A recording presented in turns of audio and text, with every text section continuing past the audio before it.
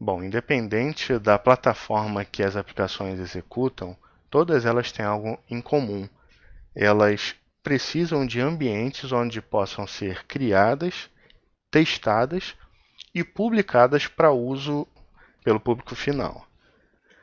Cada um desses ambientes é composto por vários elementos que juntos vão permitir que uma aplicação possa ser executada. Elementos de hardware, como memória, placas, discos rígidos de rede e elementos de software, como o sistema operacional, a aplicação em si e bibliotecas também de apoio.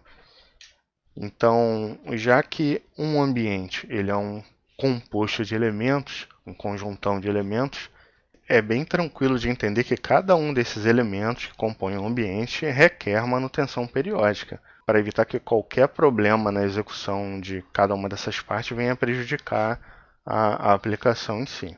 Então a gente pode ver que manter, que preparar um ambiente é uma tarefa bastante trabalhosa. Um único ambiente, mas falamos que uma aplicação ela requer pelo menos 3 ambientes no seu ciclo de vida. Lembrando, um ambiente onde ela possa ser desenvolvida, um ambiente onde ela possa ser testada e um outro ambiente onde ela possa ser publicada para uso pelo utilizador final. Isso para uma única aplicação. 3 ambientes. E um detalhe, 3 ambientes iguaizinhos. Se no ambiente de desenvolvimento usa a versão tal do sistema operacional tal, todos os outros ambientes também vão ter que ter aquela mesma versão. Mas no nosso dia a dia a gente não lida só com uma aplicação, a gente lida com muitas aplicações. Então, toda aquela complexidade de se montar e manter um ambiente que foi multiplicada por 3 agora vai ser multiplicada pela quantidade de aplicações com as quais a gente lida no nosso dia a dia. Então, muito trabalho mesmo. O time de operações, de suporte, que normalmente é quem fica encarregado pelo preparo, pela manutenção de um ambiente, normalmente eles utilizam checklists, que é aquele script, né, com vários tópicos a serem executados, de maneira que os ambientes possam ser criados e da maneira mais semelhante possível. Os checklists eles ajudam bastante. Muitas empresas ainda até hoje têm utilizado esse recurso e têm sobrevivido até então. Só que tem um detalhezinho, checklists eles ajudam, né, como dito, mas todo o processo continua sendo executado de forma manual. E todos nós sabemos que todo processo manual tem 2 características. Primeira característica é que é um processo caro. Tudo que é manual é caro. E por que é caro? Sempre que uma tarefa manual for necessária, uma pessoa ou um grupo de pessoas tem que ser separado para dar atenção completa àquela tarefa, até a conclusão dela. E o segundo ponto é que todo processo manual ele corre o risco de ter qualquer um dos seus pontos negligenciados. O time de operações, por mais dedicado que seja, pode deixar passar batido por qualquer um dos pontos de um checklist. Então, ajuda, mas não resolve. E em 1877, um senhor chamado Alfred Holt pronunciou uma frase que diz o seguinte: verifica-se que qualquer coisa que possa dar errado no mar vai dar errado, mais cedo ou mais tarde.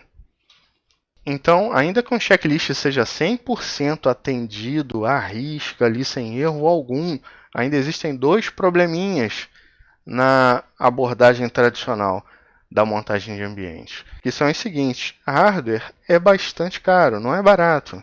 É um tipo de recurso que não é barato. E o segundo ponto, que tem a ver também com esse primeiro, é que normalmente todo o hardware é subutilizado pelas aplicações que ele roda. Por isso que checklists, ainda que sejam completamente atendidos, ainda não resolvem todo o problema.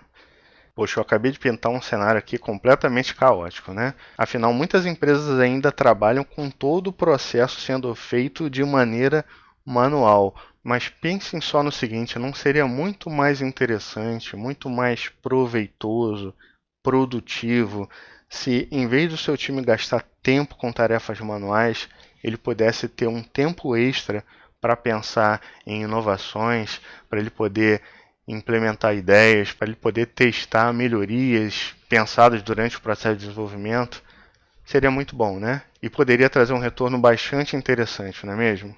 Agora a pergunta que muitos podem estar se fazendo: qual a alternativa para o que eu já tenho feito e tem funcionado? E mais, essa alternativa é segura? Ela é confiável? Existe sim uma solução e o nome dela é virtualização. Com a virtualização é possível reduzir a quantidade de máquinas que você tem que preparar, montar e dar manutenção. E se essa quantidade de máquinas é reduzida, consequentemente, você vai ter uma economia.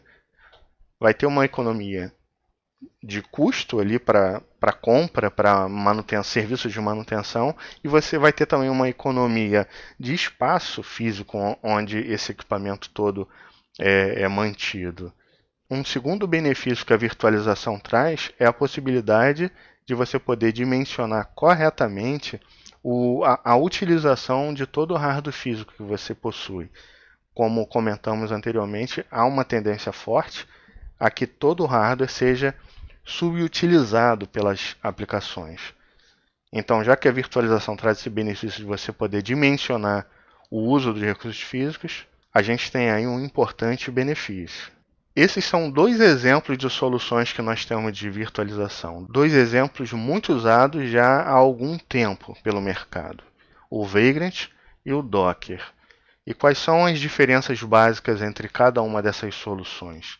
O Vagrant ele se baseia na virtualização completa. E o que é essa virtualização completa? Nesse diagrama, nós temos na camada mais abaixo o hardware físico. Sobre o hardware físico é instalado o sistema operacional, e no sistema operacional nós instalamos um software específico, que é chamado de monitor de máquinas virtuais, ou simplesmente hypervisor, onde cada uma das caixinhas acima são uma virtualização completa que vai atender a determinada aplicação. E quando eu digo virtualização completa, significa que cada boxezinho daqueles 3 últimos níveis simboliza toda a instalação de um ambiente físico, onde aquela camada mais verdinha é uma abstração de hardware, ou seja, é um hardware virtual. Acima desse hardware virtual é instalado um novo sistema operacional, que nesse contexto de virtualização nós chamamos de sistema operacional convidado. E acima do sistema operacional convidado é instalado a aplicação e todos os pacotes de software necessários à execução daquela aplicação.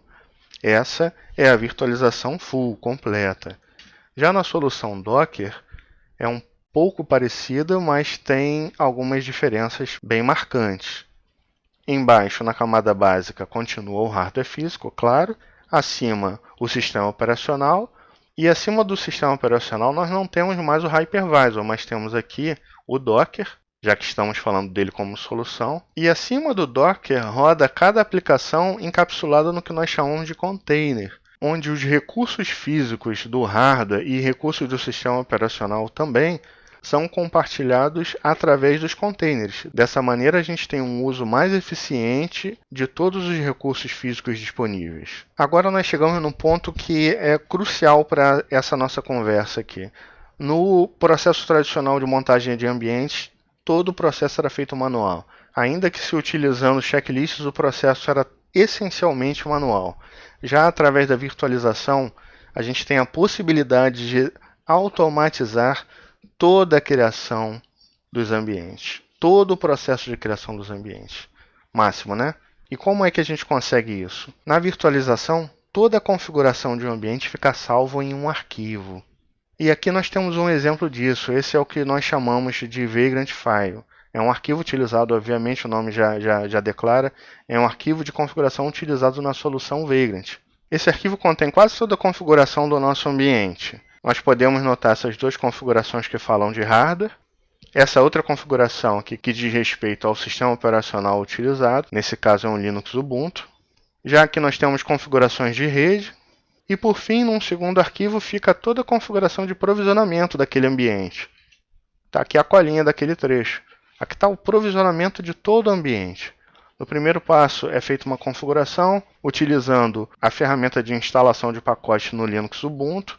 No segundo grupo de programas é feita a instalação de alguns clientes de bancos de dados, no terceiro, a instalação da máquina virtual Java, e nos últimos 2 pontos, a aplicação é construída e efetivamente implantada naquele servidor de aplicação.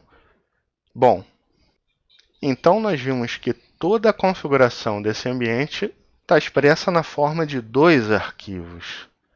Aí é um momento reflexivo agora. Se nós temos toda a configuração do ambiente salvo em arquivo, não seria interessante pegar esses arquivos de configuração e salvar junto com a minha aplicação no controle de versão? Seria bem interessante. Então, isso significa que eu poderia versionar toda a configuração da minha aplicação juntamente com a aplicação em si. Bem legal. Essa característica, então, de você poder ter toda a configuração de ambiente da sua aplicação como um arquivo, remete a um conceito que é chamado de Infrastructure as Code, onde toda a infraestrutura da tua aplicação está expresso na forma de código, na forma de arquivo.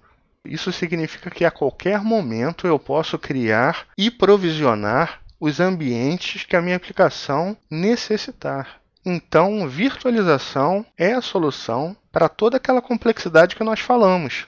E eu posso ter a certeza e a confiabilidade de que todos os ambientes da minha aplicação vão ser equivalentes, vão ser iguais. Mas ainda tem mais um pouquinho. Com Infra as Code, a sua aplicação pode ser mais facilmente implantada na nuvem. Olha só que coisa boa.